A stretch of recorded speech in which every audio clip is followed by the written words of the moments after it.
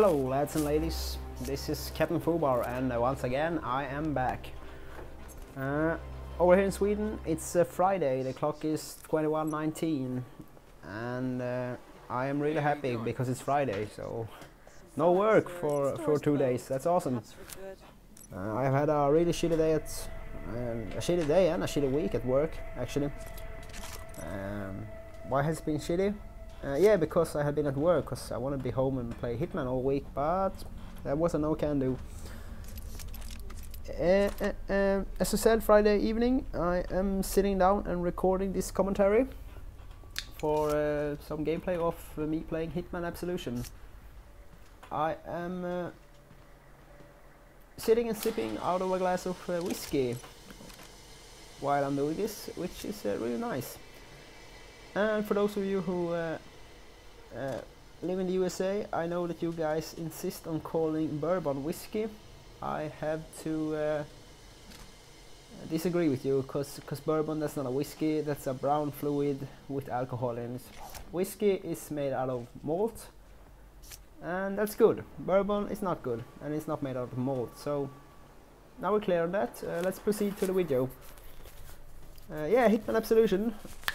For those of you who watched my last video, which by the way wasn't many, I told you guys that I was gonna buy, no, I had bought this when I was recording that video, and it arrived this Tuesday, and the original plan was to make a video and earlier this week, so I started doing it. I think it was on Wednesday, I think, but when I was gonna record the commentaries, I realized that I haven't played enough, so I cannot tell you guys what I think about this game and my impressions of it. But now I have. In this video I am playing a map called the Streets of Hope, or Streets of Hope. I am not gonna be talking about what's happening on the video. I'm just gonna talk about the game and what I think about it, because you guys can see for yourself what's happening in the video. I might add that I'm in the video, I'm gonna play the same mission 2 times in 2 different ways, and I'm not gonna tell you guys the difference, because you guys will see it for yourself.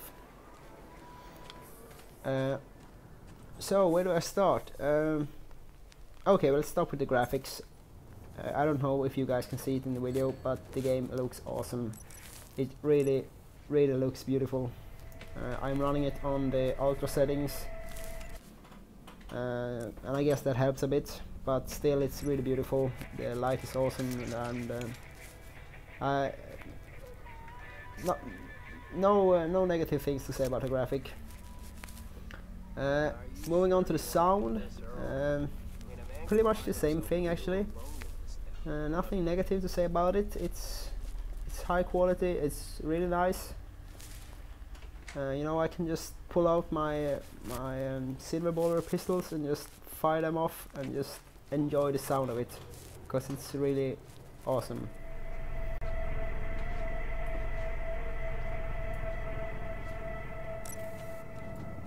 Okay, so let's move on to the game itself.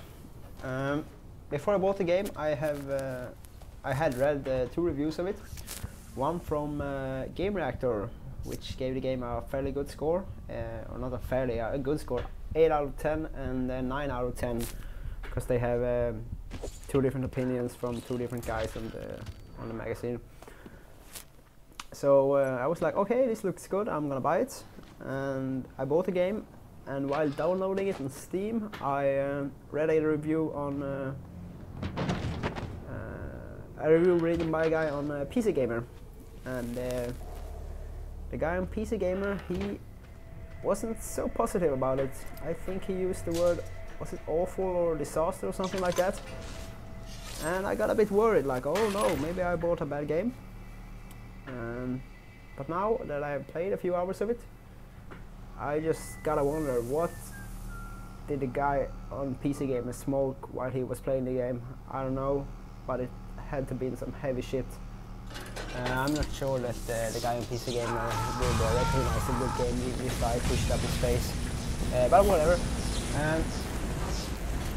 I want to start with some negative things about this game, which I actually read in both reviews of the game. They both complain more or less about the checkpoint system in the game, and after playing a few hours I have to agree with them. The checkpoint system is not perfect. You can only save on a few selected spots in some of the maps. You cannot save in all the maps because there are no checkpoints in it, and it gets really annoying when you like save and then you fail or you die and you have to start over and over and over and over and over and over from the same place, doing the same things over and over and over and over and over and over and over again. Annoying, yes. But then I started thinking, what would the option be to have this checkpoint system? Yeah, well, it would be like a system where you could save as much as you wanted or where you wanted. And if you had that ability, the game would be really easy. So the checkpoint system, yes, it's annoying, but I think it's a good thing, because otherwise it would have been too easy. It would have been no challenge playing this game. Also, I have heard some people, and I have read that some people is complaining about that you are not as free to do what you want as you were in the last Hitman game, which was Hitman Blood Money, and also that the maps are much smaller than in Hitman Blood Money. Okay, so when it comes to the part of you not being as free as you were in Blood Money, okay, I can see what they mean. Like right now on the video, I am picking this lock and shoop, I move on to the next part of the map. So it limits me a bit, because the maps are some of the maps are potted up in different areas, which you cannot go back to once you entered one area. Once you left one area and entered the other one, you cannot go back to the first area. So that locks you up a bit. But each area has so many ways of, so many approaches. You can go in guns blazing, shoot everybody down. You could make it look like an accident. You could strangle him, kill him with a pistol, shoot him in the face. Throw a knife to his head, slit his throat with a knife, stab him with a screwdriver, beat him with a hammer. There are so many ways to kill your targets, so I would say that you are more free in this game than you were in Hitman Blood Money, and people are gonna disagree with this, but whatever. This is my opinion, and I'm giving it to you in this video. Everybody who doesn't like it can go fuck himself.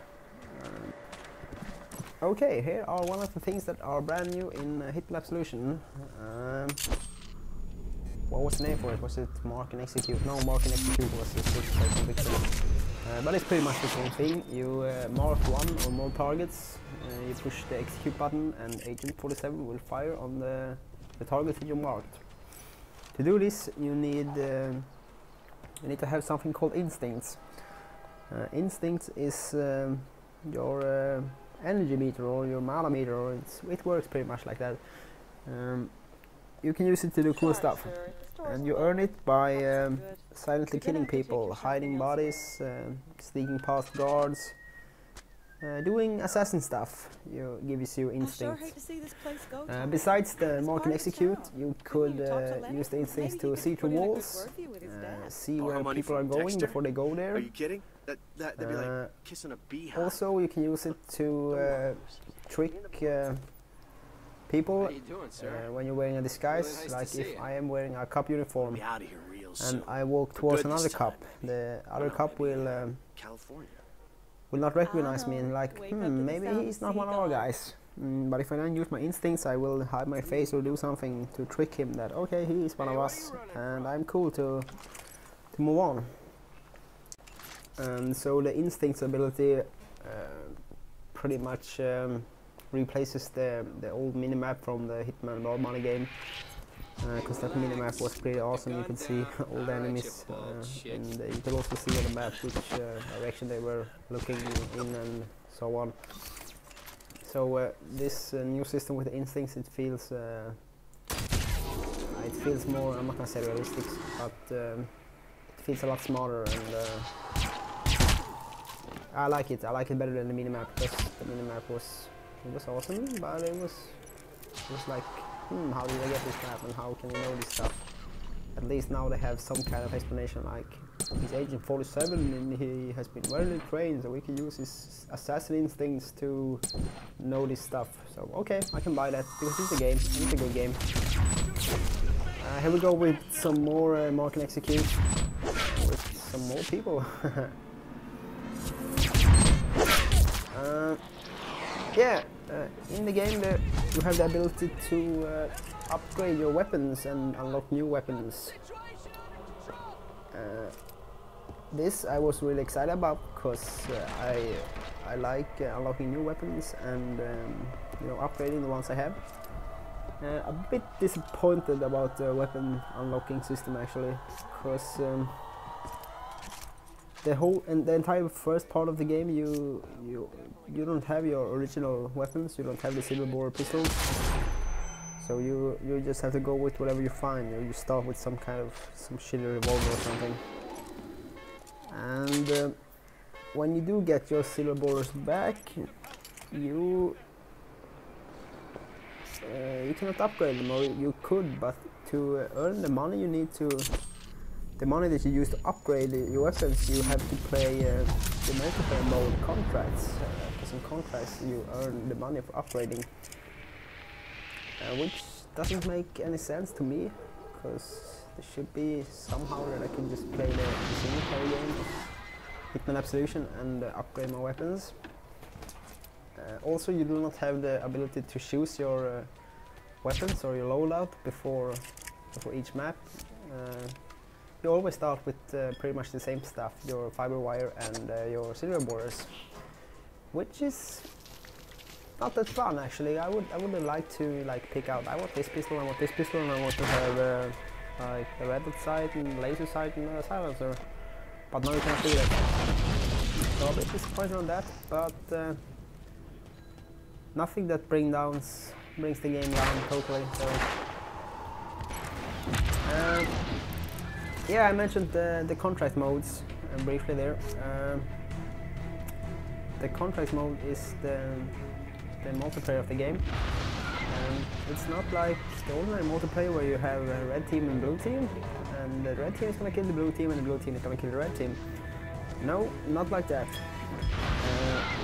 In this kind of multiplayer, you play through.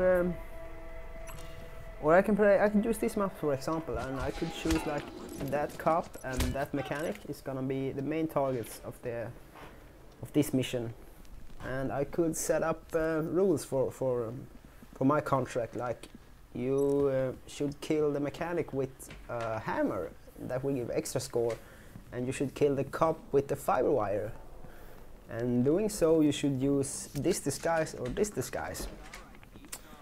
And when I have picked the main targets and set the rules for the game, then I upload it and I let other people try it out and see how good they do and what score they get, and so on and so on. So while loading this map, I think there is 50,000 different contracts right now. So a lot of stuff to do when you have finished the single player campaign. I haven't tried contracts that much, I've just played a few times of it, and okay, so far it's good, it's really funny because people are really creative. I'm not the only one being creative. And so I think this will be really funny, but I'm gonna finish the single player campaign before I move on to that. What else should I say about this game? I don't know. Oh yeah, well, for those of you who didn't notice the difference between the first playthrough of the mission and the second. On the first playthrough I was smart and sophisticated, I got a good score and I killed people in smart ways. The second playthrough, not so smart, but just as much fun. Guns blazing, lots of killing. And that pretty much sums up what I've said about the game, that you can do things how you want to do it, and it works out either way. There will be more videos about me playing Hitman Absolution. If you want to see something special, please comment and I will try to make it happen. Well, take care.